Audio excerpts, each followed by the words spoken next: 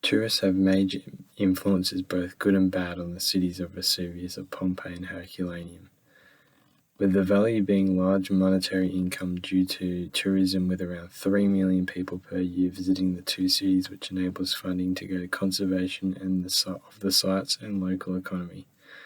But along with the values, tourism also impacts ancient sites through intentional and unintentional damage, which can be addressed with appropriate communication and visitor management, as well as improved presentation and interpretation of sites.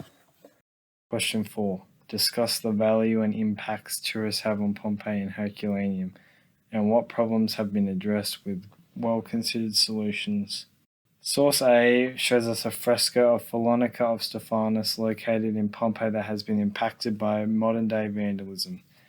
The source insists that tourists visiting Pompeii have left their mark on the ancient fresco through carving words and initials.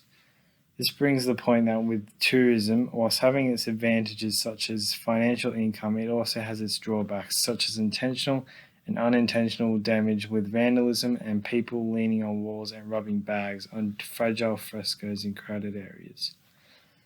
Many of these factors can be addressed with appropriate communication and visitor management. Graffiti is one of the biggest problems facing Pompeii and Herculaneum. It occurs more in Pompeii, however, as it covers around 4 times the land area of Herculaneum, and both having generally weak law enforcement, making it easier for vandals to get away with it. Source B is an extract from an article written by Aaliyah Wallace in which she interviews visitors of Pompeii and hears their thoughts on the conservation of sites and tourism in Pompeii. The visitor in the source says there wasn't any clear conservation or attempts to stop tourists from just going up and touching an ancient site. The visitor explains it to be an individual human behavior to get the most immersive and full experience through touching. Aaliyah Wallace then goes on to say how this can have negative impacts on the site if not properly managed. Ways to manage problems like this is the introduction of visitor and digital maps, which will guide tourists to the places they need to go, potentially helping overcrowding, and interactive guides which can give the visitors the immersive experience they need without impacting the ancient sites.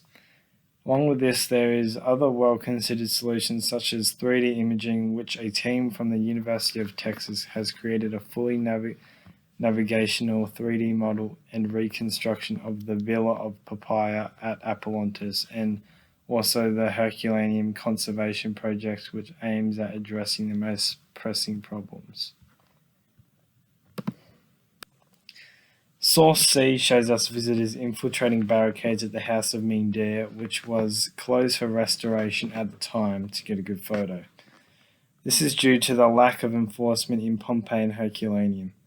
According to visitors, when they see closed and broken gates, they get a sense of neglect and lack of adequate maintenance to the sites. One visitor in Aaliyah Wallace's Presenting Pompeii says, "I think they don't take good care of Pompeii. There is a feeling it could be much nicer. I would like to see people actually working there. It's nice when it's closed down to see that there is work in progress. Instead, there is only a sign, work in progress, and you can see no work has been done in months. This shows that there is evidently work to be done on enforcing tourists to do the right thing." In conclusion, both Pompeii and Herculaneum need improvement on conservation through effectively managing tourists. Ways to do this would be having a bigger law presence or more security on site. Sites that are being worked on need to be sealed off a lot better, as the barricades being used currently are just being pushed aside.